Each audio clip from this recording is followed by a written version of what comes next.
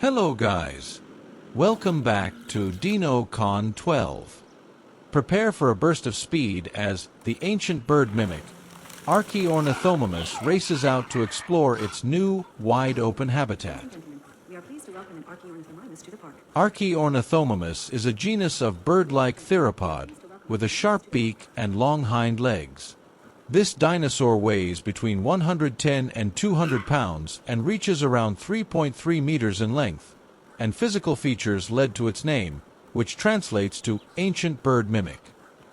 Archaeornithomimus had an omnivorous diet consisting of everything from plants to eggs and even other juvenile dinosaurs.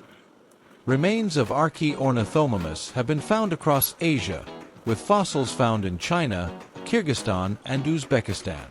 The first discovery came in 1923, when Roy Chapman Andrews unearthed the bones of a new species, originally named Ornithomimus asiaticus. The prefix archae, ancient, was added in 1972, underlining Archaeornithomimus' status as one of the oldest known species of ornithomimid. This dinosaur lived in Asia between 70 and 95 million years ago during the late Cretaceous period and preferred to live along the floodplains of rivers, where vegetation would be easy to come by.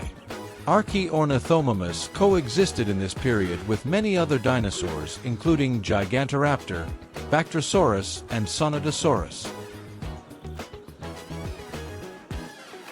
Archaeornithomimus has laid eggs.